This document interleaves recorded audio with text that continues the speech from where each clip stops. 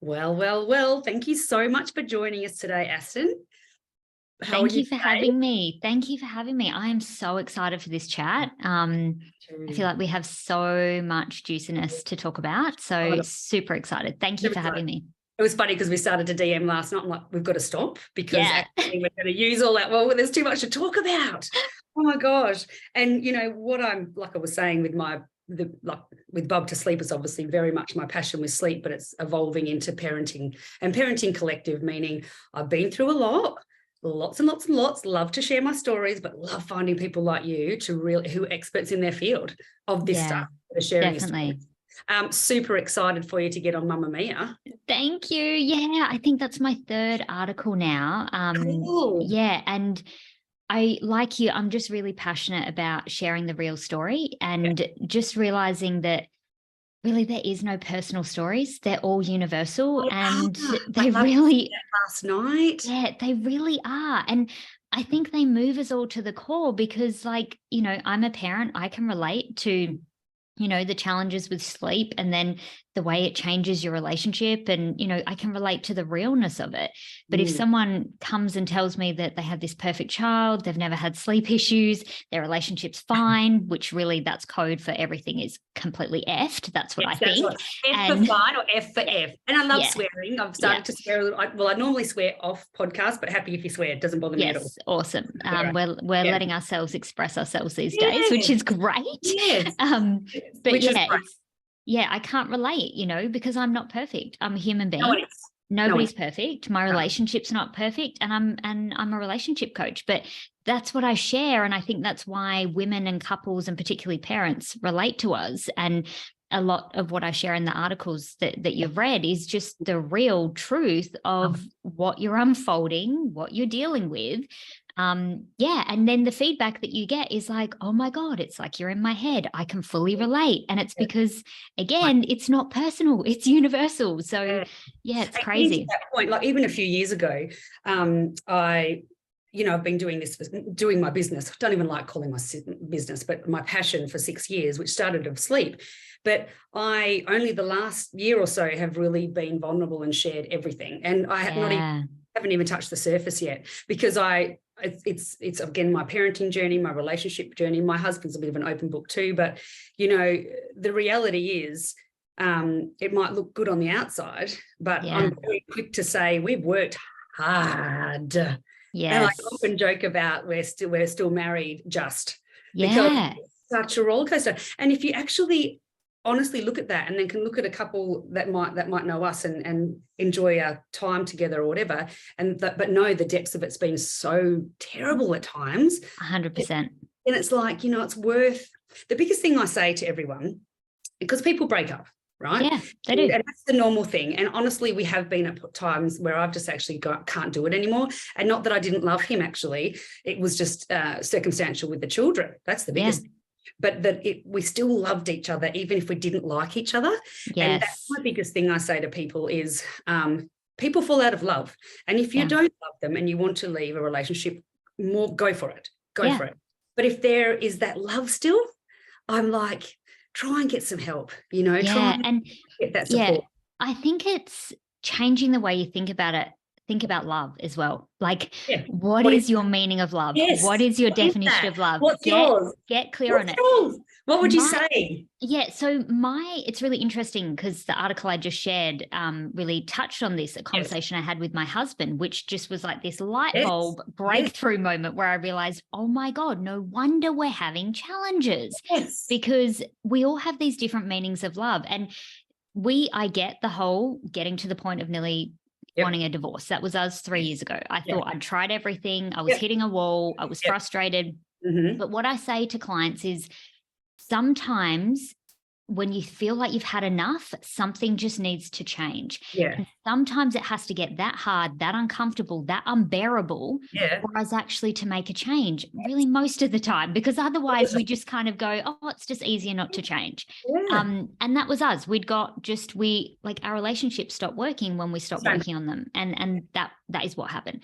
Yep. So we did get to that point. And I remember asking my husband, like, what does love mean to you? And it's a really deep question, and it made him get out of his head, get into his heart. And he paused for a minute and he was like, well, really, it means to be taken care of. Yeah. And we both sat there and we were like, shook. We were both like, wow. And even he looked at me and he said, I don't actually feel good after saying that. That doesn't feel loving. Okay. Yeah. You know, and in our context, because it means something different to everybody else. 100%. You know, but as you're talking, I've got exactly the same situation with different wordings.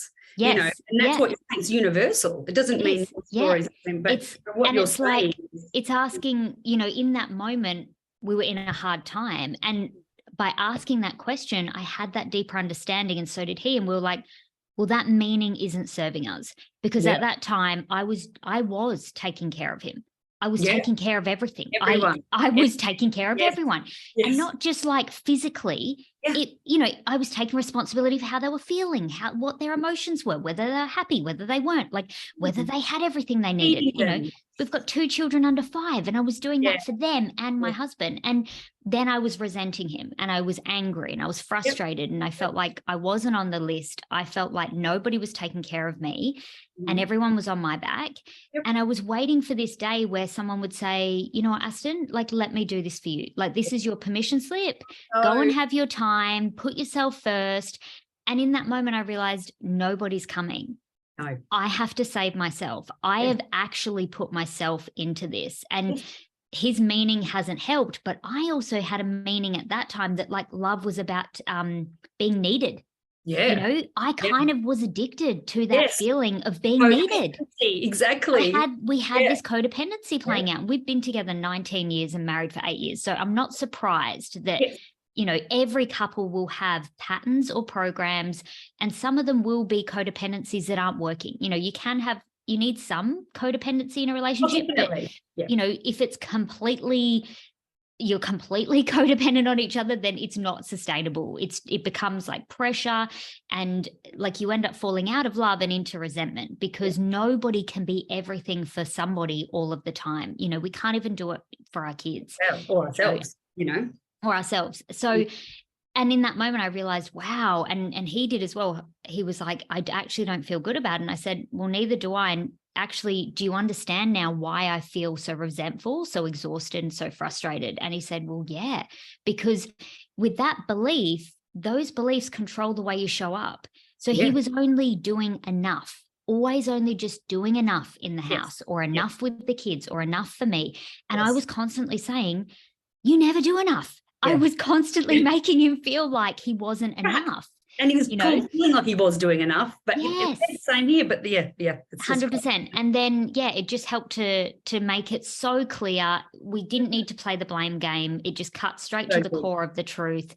And then he asked me, so what does love mean to you? And I said, well, if I'm really honest about it, love to me means growing. It means growing together. It means working as a team. It means overcoming things. And I think that's why in our relationship, I've always been able to have tough conversations and sit in the discomfort of it. I see this with women and couples all of the time, avoiding the tough conversations because they're scared of conflict. They feel anxious. They don't want to be disliked. They don't want to upset the apple cart. And I get it. But when you come from a place of love and you know, you're focusing on asking questions, you know, asking better questions to get better answers. So like I didn't sit there and, you know, I was tempted to sit there and go, you don't do this, you don't do that. I was so tempted, like I'm a human being, but I'd been doing that and we were getting nowhere. So I went straight to the core and asked a better question, and I got a better answer. And it opened a door in his heart and it opened a door in mine. And then we were able to ask ourselves, you know, and I really encourage you listening, if you get clear on what your definition of what love means to you, you then get to ask yourself, is this meaning serving me? Is it getting me the relationship that I wanted? And for us, my husband's meaning was not getting us the relationship that we wanted, because I wanted to grow together. And we can't possibly grow together if my job in his head and, you know, in his mind was to just take care of him. I know. I know. yeah, so Like, powerful. I quite often joke that Dave was my fourth child because I've got Yeah, three. so many women do. It's Funny. a Not really common funny. joke, but it's actually not It's funny. not funny. And And so he would spend so much time going, yes, but and you just get in that rut, and then you get to whatever age it is, and you go, actually, I don't want to look after you anymore. no, And I don't want to be my child. And let's, like you said, grow. Let's grow together. And he's always like, let's be a team. And I'm like, I can't do that anymore if we're not growing. I'm just going to be on your team because you've told me to. We need to discuss.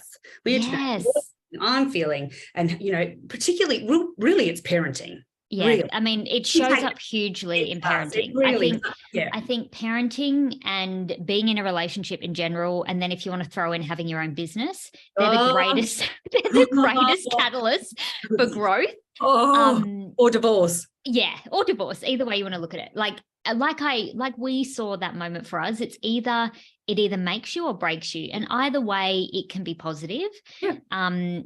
But I think you have to choose to believe that this is happening for you, and you have to mine for that gold, and you have to be willing to have those tough conversations. And I mean, truly, all of our relationships are a reflection of us anyway. They're all mirroring back what we need to deal with in ourselves. And I think that's why parenting and even your intimate relationships are so triggering.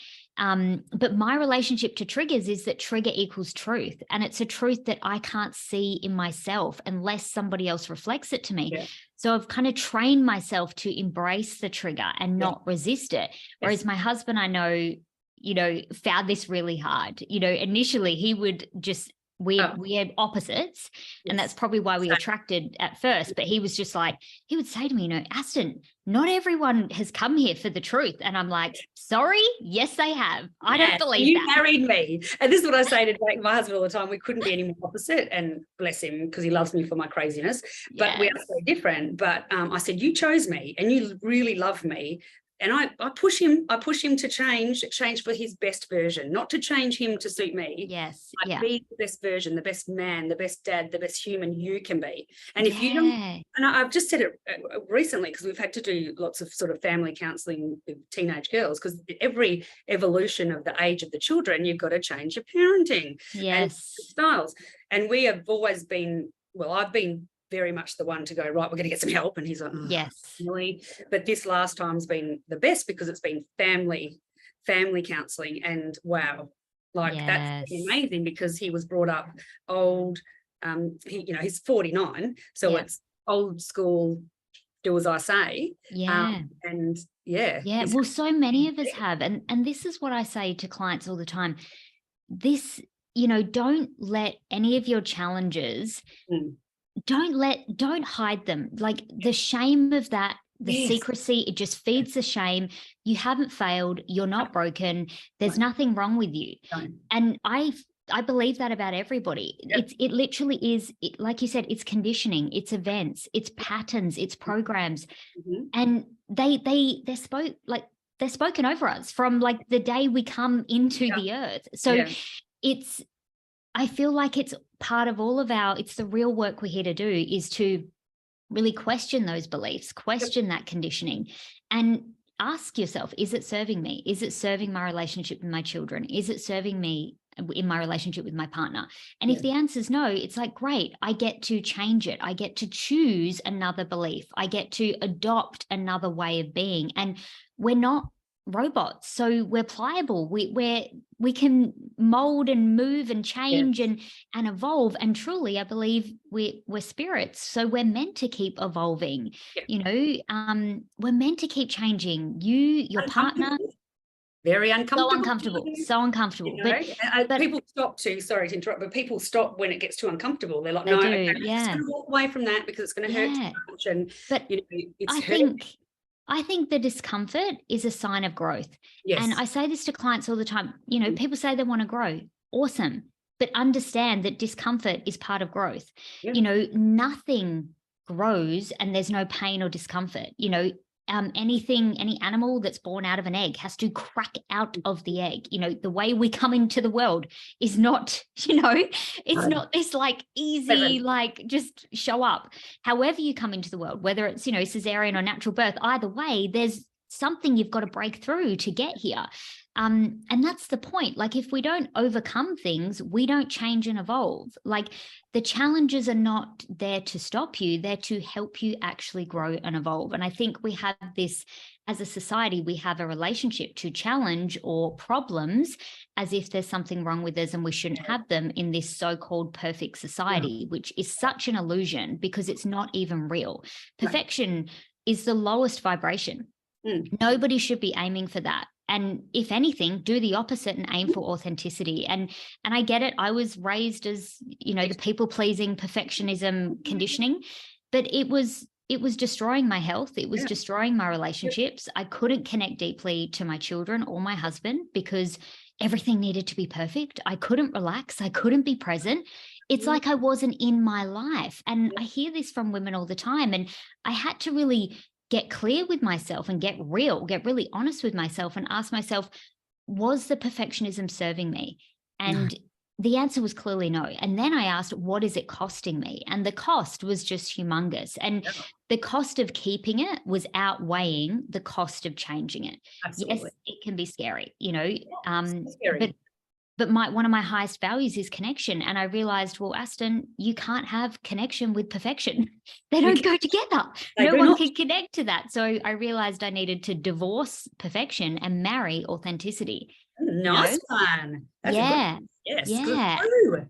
And then authenticity can, again, be uncomfortable. Again, with I feel like my journey is I've always been this person, but I'm always have grown. I'm always, from a very young age, wanted to be my best version. So it's a lot of growth and a lot of breaking away and a lot of pain and a lot of loneliness because of that conditioning.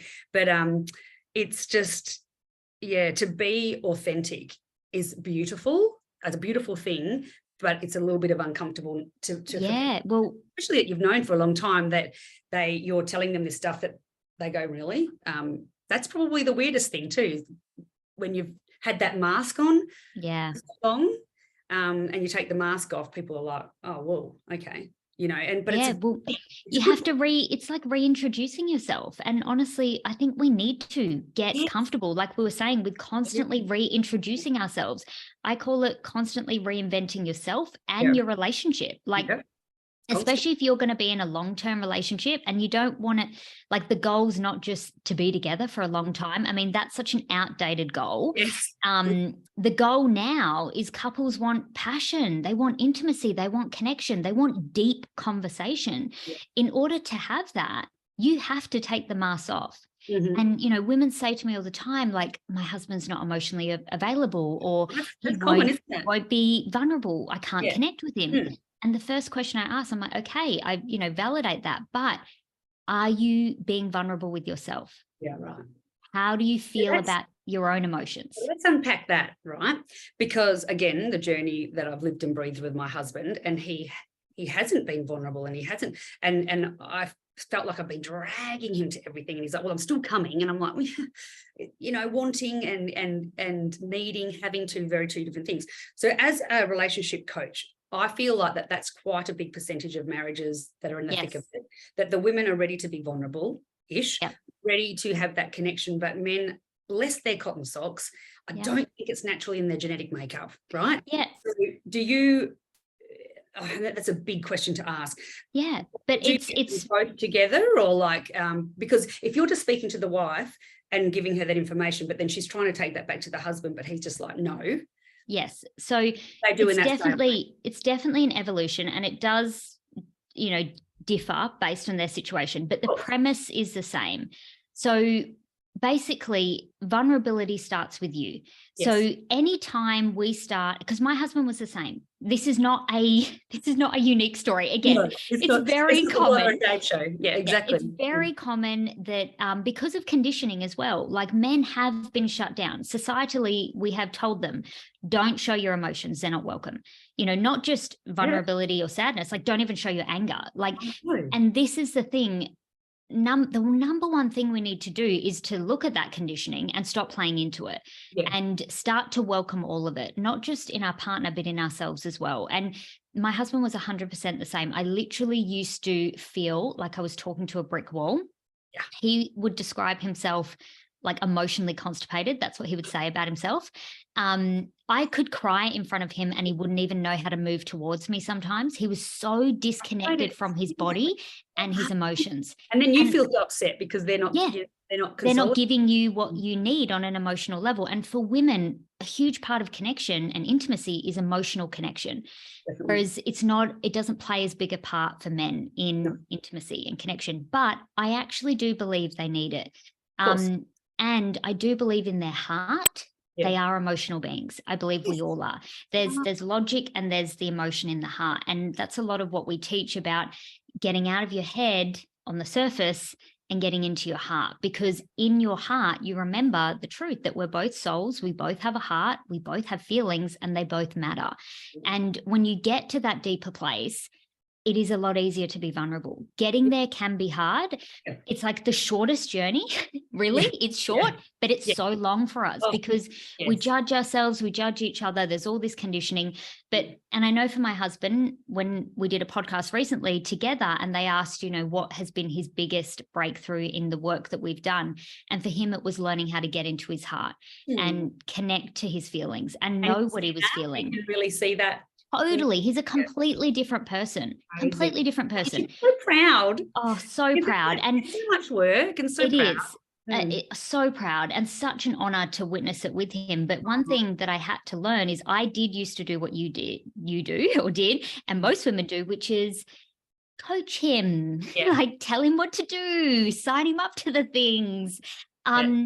Drag him along, literally drag him along. I literally felt like I was dragging him uphill a mountain and everyone was on my back. And, I was frustrated. I was speaking to a woman the other day about this. She was frustrated because we see their potential and we want them to access it, but they're not ready to.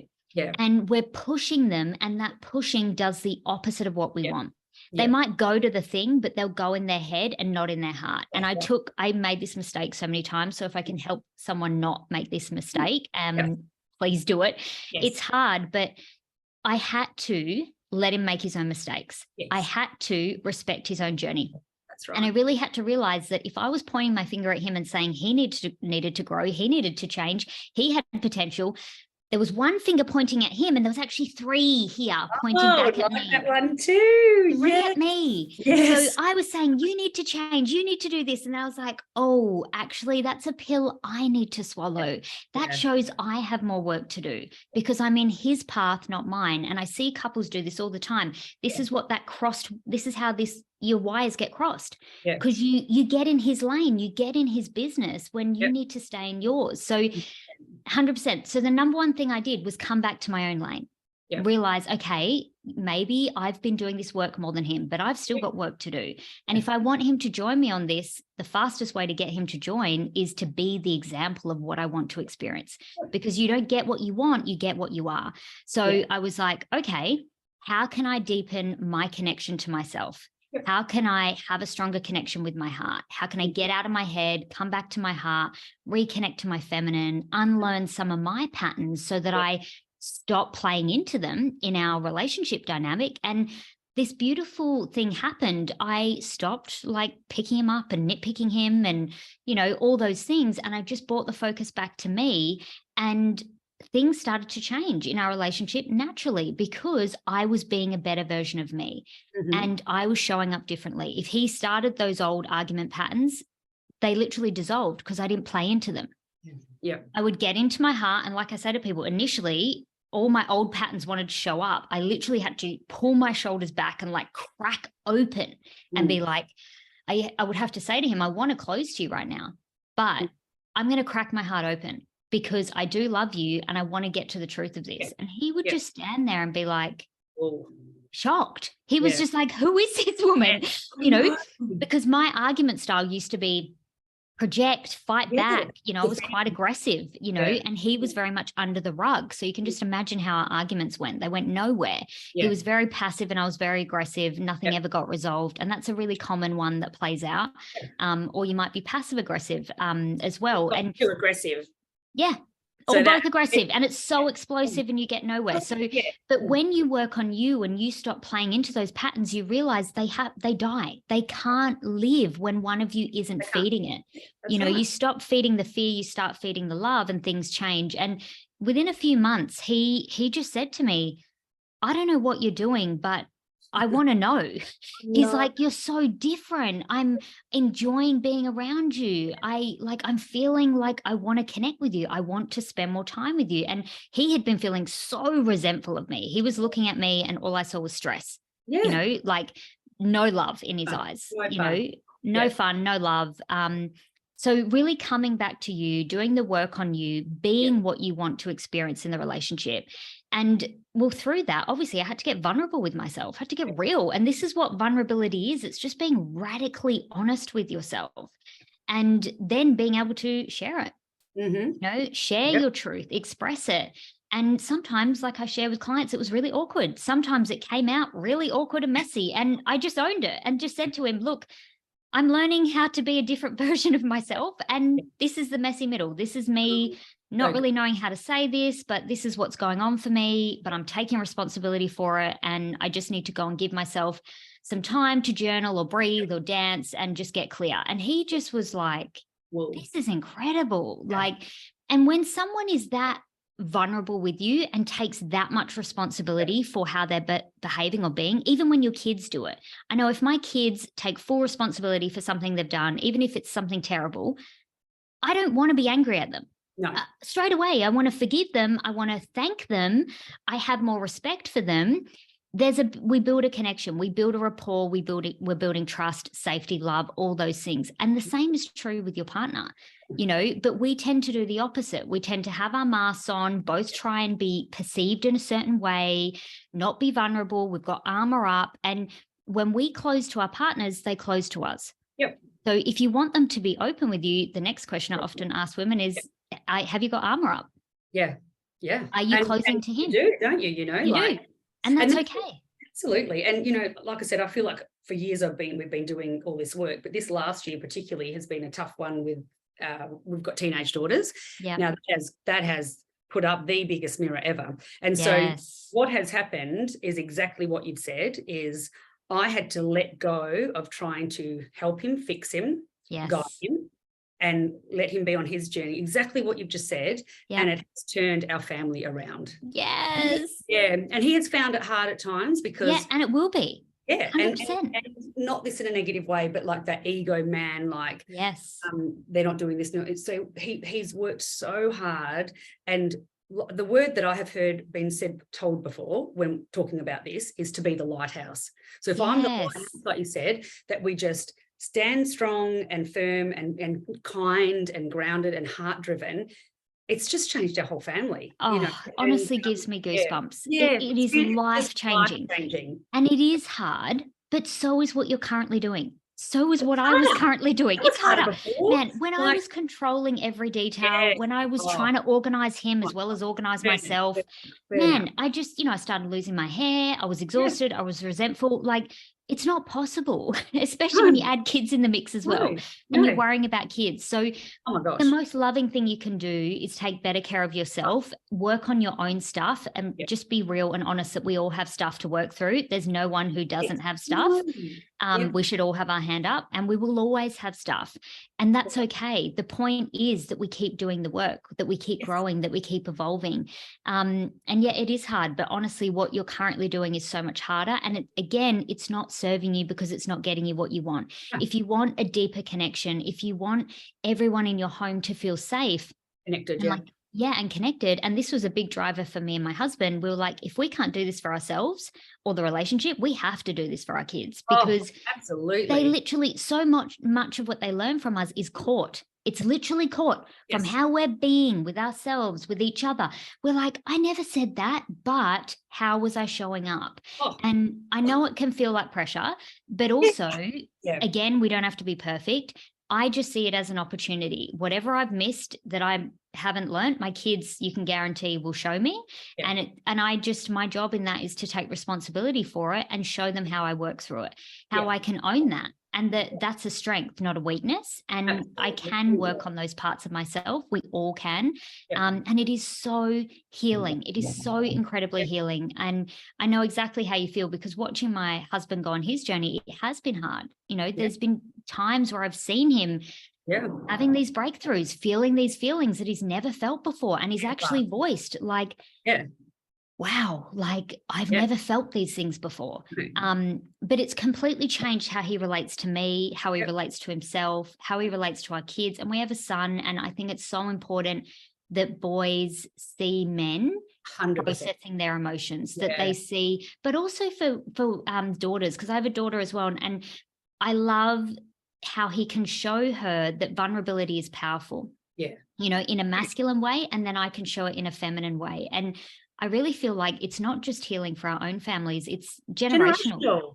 And, you know, I think about why I talk about this so much is we are a very loving family. We love each other. We're far from perfect, like happy to say that. There really wasn't any major issues until teen, right? So I was 17. So this last sort of 3 to 4 years has been extremely challenging. And, but what's happened is what they saw when things here and there and how we related and stuff, it completely impacted the way that they respond to their regulating of their emotions. So, you know, we are doing the work now, but what I try and get out to everybody is to try to mend that and heal yourself and try and heal your relationship when your children are younger. Well, just as soon as possible. Like just get on the path. Exactly. Like, and the thing is, I say to people, you're already on the path. I used to say to my husband when he was like, well, not everyone wants to do this spiritual work. I was like, darling, you have a spirit, whether you like it or not, you're on the path. That's right. Exactly. Just, you know, you're on the path. You're just not consciously aware of it. And then now, like, we laugh about it and he's like, God, you were so right. Like, you know, but for him, I remember having a conversation with him, because I think the important thing with this work, especially if your husband is emotionally unavailable, and honestly, there can be women who are emotionally unavailable as well. So it's not really a masculine, feminine gender thing. It's a human thing. We're kind of conditioned from a young age to protect ourselves. And that's why we create that mask. And it did maybe serve us as a child if we were in particular events and things like that. Really. It can help you survive things. But there gets to a point where surviving something is different to healing from something. And there gets to be a point where you go, okay, that wasn't my fault, but it is my responsibility to do this healing work. And it's for no one else but for me, 100%. So that I can live the life that I want to live, or I can be the mom I want to be, or I can have the relationships that I want to have, that I'm deserving of, that I know I can have if I do this work. And I think that's true for everyone. But I think the key thing is creating safety. You know, and to me, safety is completely no judgment.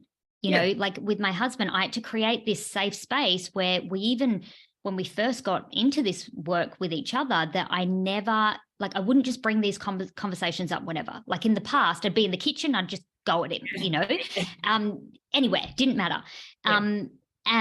And that's kind of what I saw growing up. So I kind of thought that was normal. He didn't see that. So he thought I was so weird, you know. Amazing, isn't it? He didn't really see any of those conversations. So he was like, what is wrong with you? And I was like, what's wrong with you? And again, it's nothing wrong with each of us. It's just more like what happened to you, like how were you raised? And that's what creates it. But I started being more intentional. So we actually used ceremonial cacao as a tool for us to deeply connect. And I recommend this to clients all the time. If you're struggling to deeply connect, use something as a tool. It can be wine if that makes you deeply connect. I was going to say that, it totally can be. That's not as helpful. We don't drink, so ceremonial cacao was a thing for us, but it can be anything that helps you deeply connect. And just the point is the intention. And that was our intention. We would set up a space in our living room, have candles, sit down, have a cacao. And the intention was to deeply connect in a non-judgmental space. The rules were, we're not here to fix each other. We're not here to change each other, not here to give advice.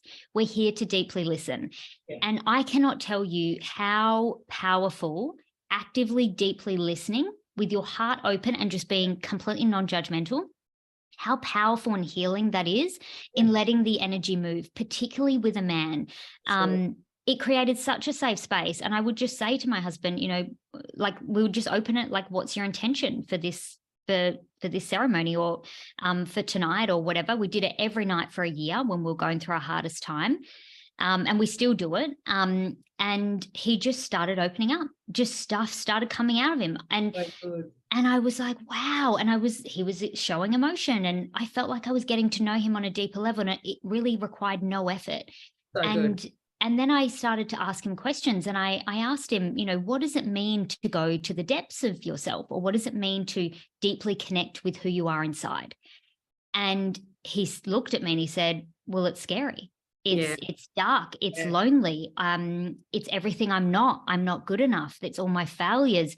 And I just sat there and received it all. And I was like, had tears in my eyes. And I said to him, wow, I really get it now. I understand why you've avoided this work, why you don't want to have deep conversations with me, why you've been so emotionally unavailable. It all makes sense when I hear that meaning. So And I good. said, my heart just aches for you. That must be so hard to be living inside yourself, because wherever you are, there you will be. You're always with yourself. Yes. And to have that with you all of the time, I had no idea you were carrying this weight around. And I just had so much love and compassion for him. And he really appreciated it. And then he looked at me and he said, well, what does it mean to you? Does it mean something different to you? I said, yeah, it actually means coming home to myself. It's where all of me is welcome. It's where I'm not judged. It's where I know I'm enough, and I know I'm unconditionally loved. It's where I feel the most safe, and it's where I know all the answers are.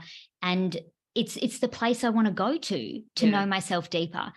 And he looked at me and his face was like shocked. And he was like, wow. He was like, I want to go there. He's like, where is that? I want to go there. He's like, take your time, take a bit of time. He's like, how can I go there? I said, well, babe, you just changed the story. You just changed the meaning. That meaning you have about going inside yourself or deeply connecting to yourself, that's not fact. That's just a story you created. And maybe you created it watching other people in your life who raised you, or, people in your life struggle with deep connection. And then you created that story, which created that belief. And now you don't connect with yourself. And in that moment, he was like, oh my God, I can change it. And just by changing that belief, I can then actually want to do this work on myself. And I see this with men a lot, and women, that this is their block.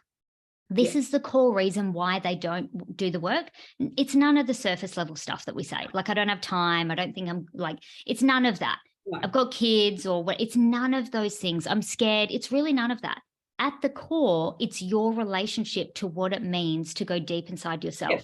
It's whatever you believe that deeper connection is, coming home to yourself, your connection with your heart, your soul, whatever you want to call it.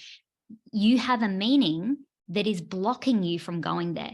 But if you change that meaning, change that belief, it'll be so much easier for you to do this work. Literally. And you know what? I'm where you're at now, but it's really rapidly. I've done the last 8, lots of intensive work, and I'm like, oh, it sounds so easy. And I'm telling people about it because now I'm feeling, gosh, it's so easy. But it took a lot of work for me to get there. Like the thing is, you are absolutely explained where everybody, doesn't matter what gender or anything you are, it is coming back to being truly, truly happy with who you are inside, warts and all, like good, bad, ugly, and know that we all have it. And the rejecting of it and the resisting of it, like if you are doing that to yourself, how you relate to yourself is how you relate to others. So this is where like we actually even judge our own children. Because we're judging ourselves. And I have compassion for you because, especially if you were raised as a perfectionist or a people pleaser, there's this deep rooted wound and trauma about pleasing other people and being liked and choosing being liked over being brave or being true to who you are. 100%. So that was my big chunk of my life. And then, but as you get older and all of these other things are happening to be a parent and a wife and things aren't working, then you're the biggest failure in the whole wide world. Yes. Oh God. I remember 3 years ago feeling like that, just feeling like I was failing as a mom, failing in my marriage, failing as a wife, just felt like, how the hell are you meant to make this thing work? Like, and really, I do feel for women, I say it is for men as well. Like parenthood is rigged. And I think in a sense, the system is rigged. You have to literally realize I can't win playing this game the way they have played out the game. I have got to start playing my own game. And I think that's what this whole thing is about, doing the work. It's about playing your own game Yep.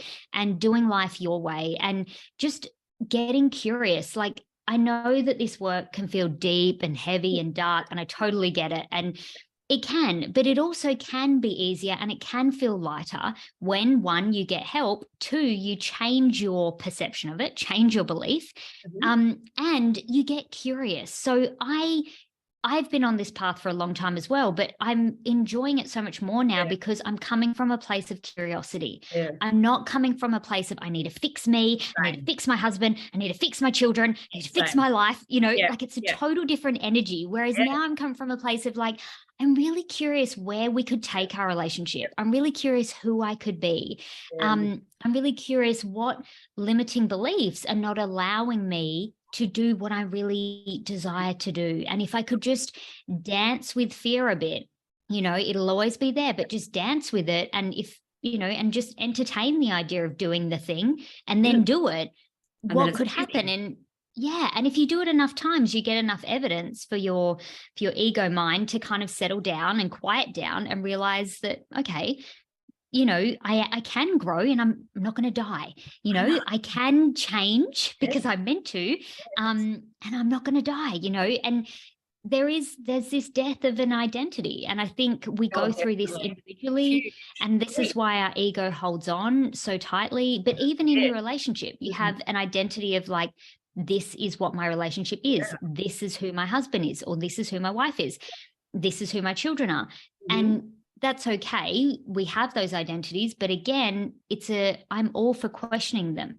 Yeah. Just questioning that identity, getting curious. Is this really the identity that I want to be? Is this the mum I want to be? Or is it the one I've been conditioned to believe I need to be? Yeah.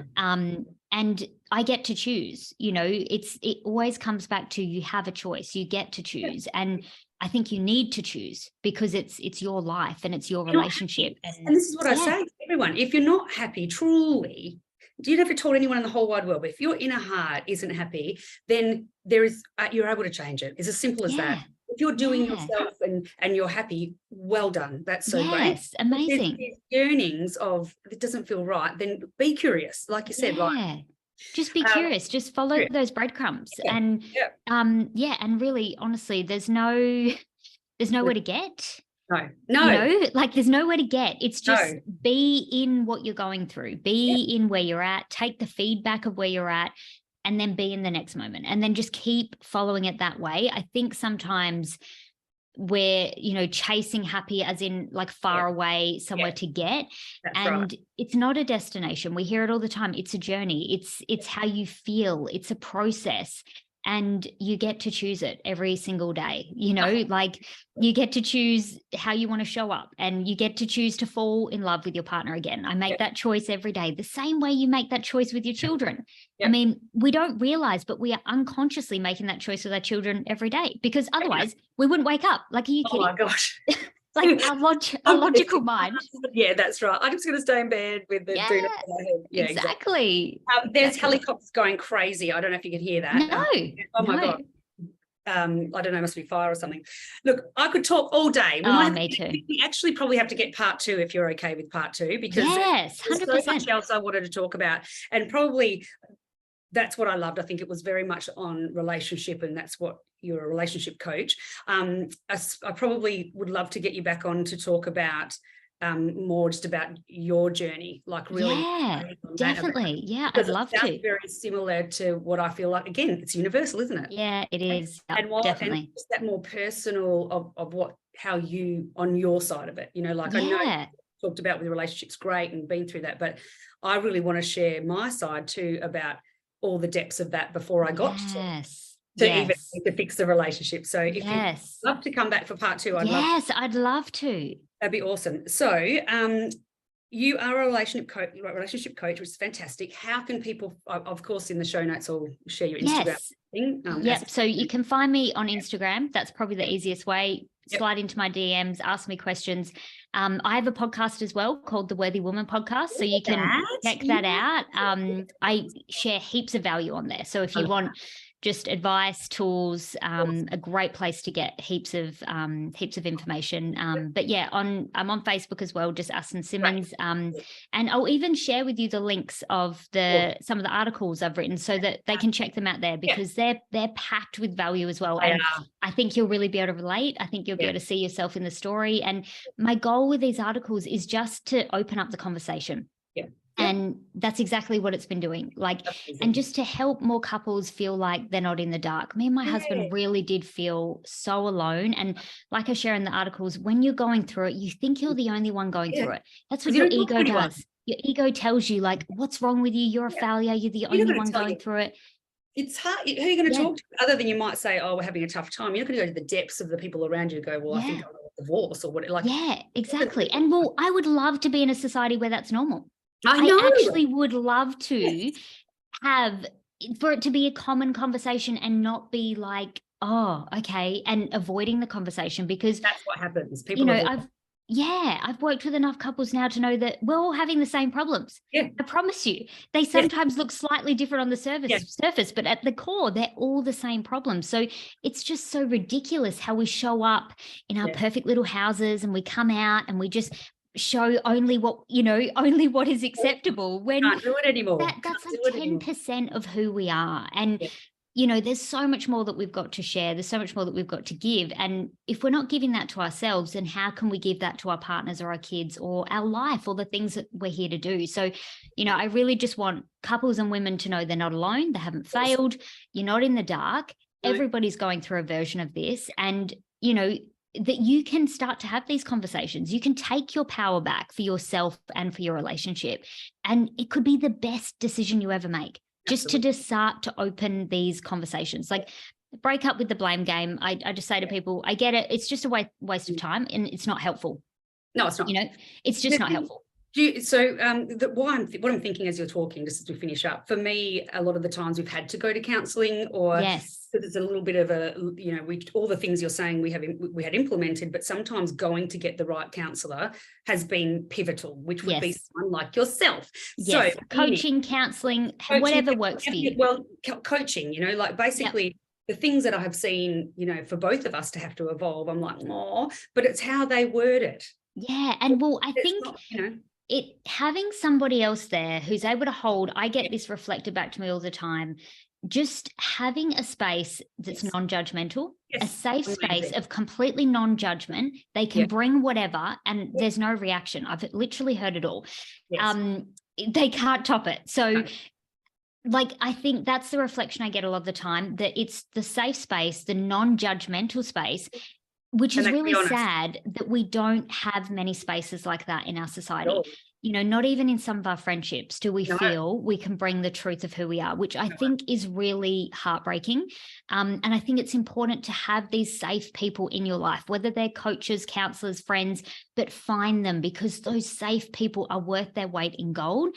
Because not even value, is it? Yeah, that's where you can practice vulnerability. It's where you can show up warts and all, and you can go to those depths and realize you will be held.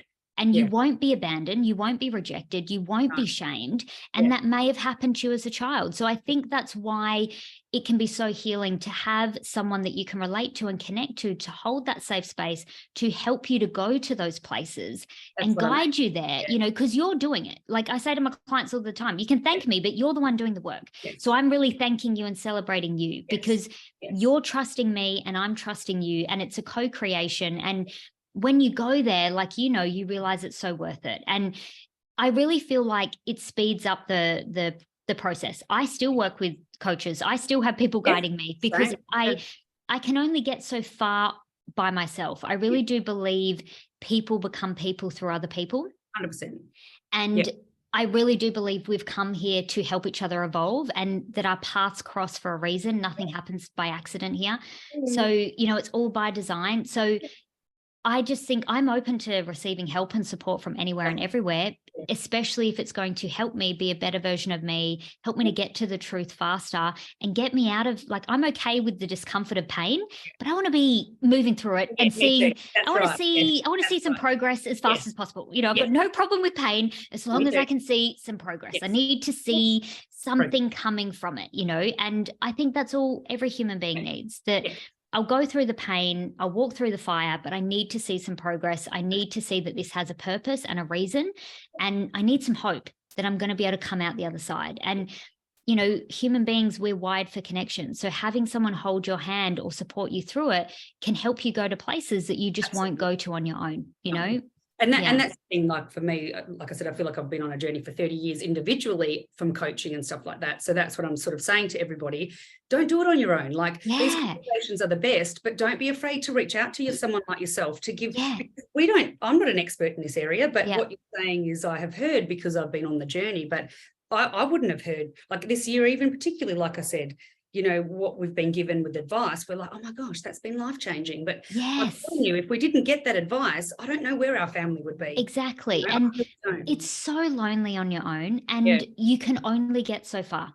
You know, I was someone who was very self-motivated, strong woman, independent woman. I will do this, you know, and you don't have to tell me twice, I'll do it. But I still hit a wall.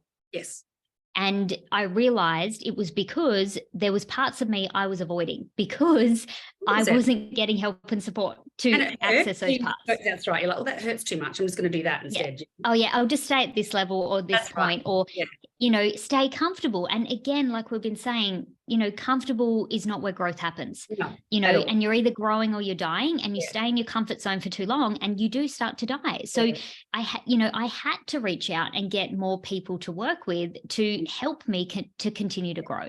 And that's going to be our journey forever. So I think the sooner you can adopt it and just fall in love with the process, which is what I do now, and it sounds like exactly for you as well, it becomes more enjoyable and like fun and exciting. And you know, I'm always, me and my husband went on a date today, and we were literally, you know, our rules on our dates is that we're just like getting curious about each other, have fun, no talk about kids, no talk about work.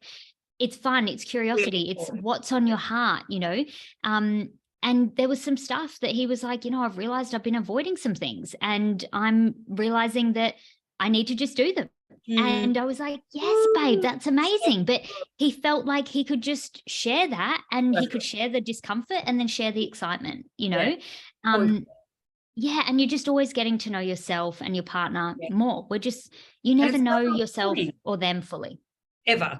And I think we'll always be growing, but it's lovely if you've got, like, you know, so many ups and downs, but like Dave's like my biggest fan.